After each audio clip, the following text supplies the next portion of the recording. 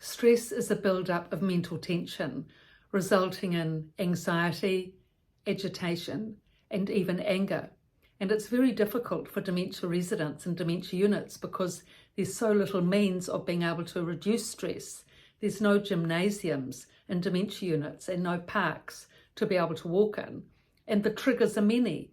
Coming into a dementia unit, the triggers of wanting to get out, wanting to get home, wanting to see their sons or daughters, and wanting to phone out to friends and family. And then, of course, once in the dementia unit, there's also extra triggers on top of that. There's no space, there's lots of people, it's very noisy, there's often lots of distressing behaviour, and when you want to talk to someone, everyone's too busy, they haven't got enough time, and you're not able to express your views if it's difficult for you to communicate. So all these aspects can really build up to a crescendo of stress for dementia residents. Now, it depends, of course, how well the person has dealt with stress in the past. Some people are admirable. They have discipline, willpower, internal control mechanisms where they can control their stress, and they've always been able to do that. That being the case, it will help enormously coming into a dementia facility. Also, if the person's lived in lots of different environments with lots of different people, with lots of various aspects of stress, of course, in the army, with all the disturbance there and violence, etc., a dementia unit's nothing to them. But if you've been living in a peaceful place, your own home, most of your life, a peaceful, quiet place out in the country somewhere, and then you come into a dementia unit, it's a vast difference. And if you're not used to coping with that, or you haven't even experienced it before, to then have to cope with it day in, day out is a huge demand. So that's why it needs to be assessed for each person, how they're managing. For some people, living in a dementia unit is good. It's clean, it's tidy, it's spacious, it's well kept, it's attractive, all meals are given. But for many people, most people initially, it's extremely demanding and stressful. So that's why it needs to be looked at case by case basis. So if your mother is stressed, there's physical stress, behavioural stress, emotional stress. I'll go into that in the next couple of videos, how you can discern which aspect of stress it is. But whichever the stress is, the main thing, one of the main things, is that the person has a place, a calm place where they can calm down. That's the main thing. Because when all the stress builds up, the person needs to have a place where that cortisol can settle, where they can calm and slow down their mind. So in a dementia unit, because there's not the opportunity generally to get out for a walk or get outside into Mother Nature, which is so relaxing, being unable to do that, the only place they've got to be able to relax, to be able to unwind, to be able to settle their stress is their bedroom. That's why their bedroom really needs to be made into a calm, comfortable place. Warm, sunny, hopefully north facing, and with the treasures around them that they can feel at ease with.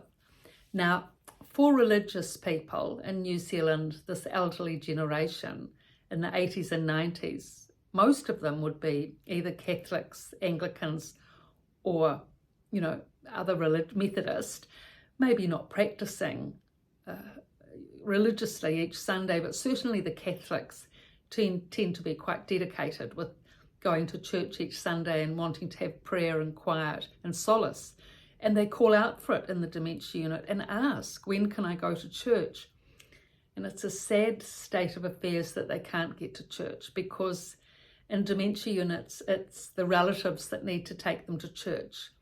And if the church is midweek, which it is where I was working, midweek, because the minister would be out in the other parishes on a Sunday, and sons and daughters don't have a chance to take the mother to church midweek. So it's very difficult for the dementia resident to get to church. And also, probably is quite difficult taking a dementia resident to church. I mean, it's different taking them home compared to taking them to church. If you take a dementia resident home and they're unsettled, they can lie on the bed or relax in the chair or fall asleep or whatever, it's fine. But in a church, to be able to stay awake and alert and not have any problems for that hour, maybe it can be done, but it's probably not a reliable situation. So, some residents would manage it, but I would say probably the minority in a big crowd. So, for a religious person, what can be done is, I'll just explain an example here of one dementia resident. She was a lovely woman. She was very calm and contained, and her religion had obviously helped her a lot to keep her stability and strength. You could actually see that spiritual strength in her. She was very level, and her family had brought in this lovely big Mother Mary statue, quite a big heavy statue that she had in her room with her rosary beads. And so she would sit there in her chair and look at Mother Mary and do her prayer in her room. So her room became like her solace and her church. And I never saw that woman get distressed. She was remarkable. She was able to hold on to her faith. And having that Mother Mary in her room really helped her, I think. And her two sons, they never explained to me that they were religious. They'd never told me that. I didn't know whether the sons were religious or not, but certainly they behaved in a religious, spiritual, loving, caring manner with their mother. They were so calm, those boys, and so undemanding. No expectations. They'd always visit regularly. They'd say little but give much. And you could see that that spirituality that the mother had definitely been imbued in the boys.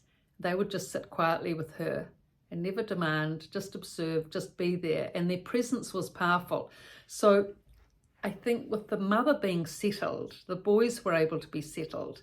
And that Mother Mary in her room made a difference, because opposite her, on the other side of the corridor, there was another woman.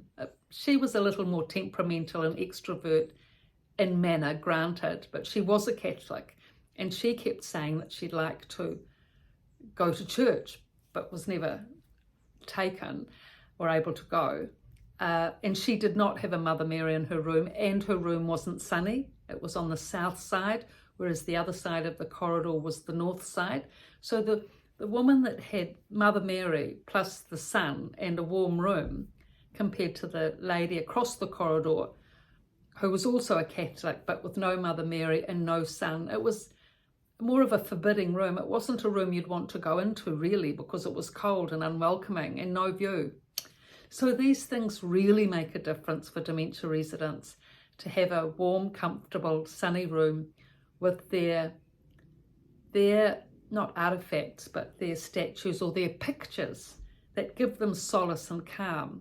So if it's Mother Mary, or a picture of Jesus, or a picture of Mother Teresa, something, or the picture of the Queen, actually, that's a big one for the dementia residents, which I explained in the last video.